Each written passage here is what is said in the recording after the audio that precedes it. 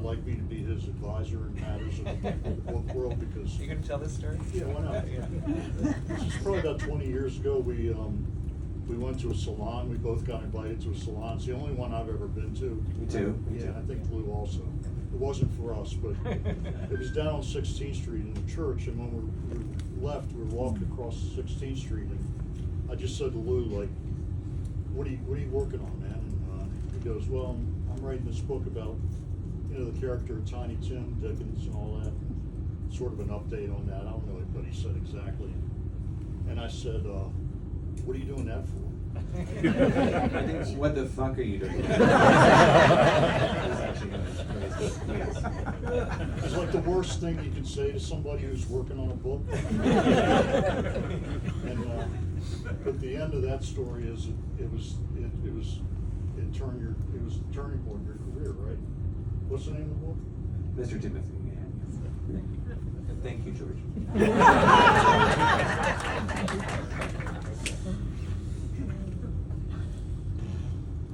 Okay, so Lou asked me to read this from the No Knock. It's just really short. If I can find my glasses. I got it. Got it. Yeah. All right. He'd been awake for 45 minutes, drinking his first cup of coffee, working his way through the morning paper, as he did every morning, methodically. He'd gotten up out of his reading chair to refill his cup.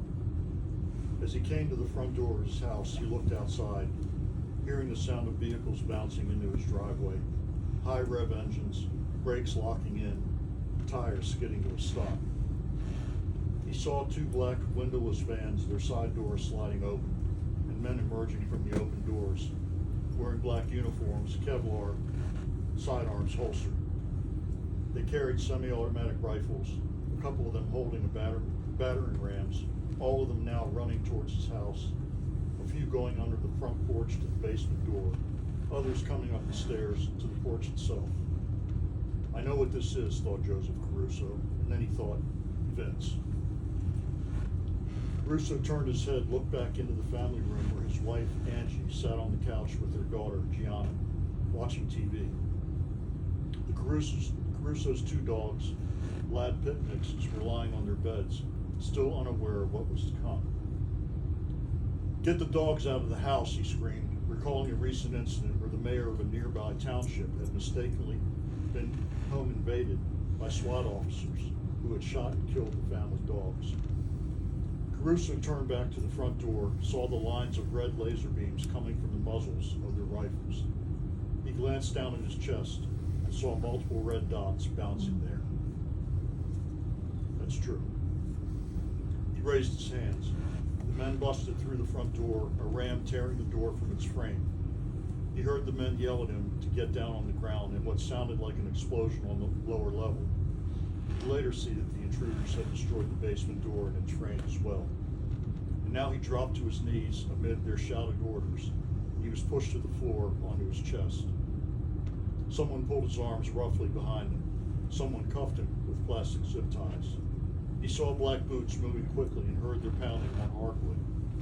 His sightline was on the family room, where he saw with relief that Angie had gotten the dogs outside. They were barking insanely now, baring their teeth and bumping their snouts against the rear glass door. And then his heart dropped as he saw something that he would never forget. Two men standing over his wife and their 13-year-old daughter, pointing their rifles at them, their fingers inside the trigger guards. His daughter visibly shaking, her mouth open but unable to speak, paralyzed. A police officer held his biceps as he lay on the floor.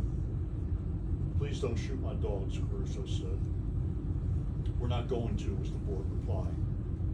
Caruso heard one of the men laugh. Thank you.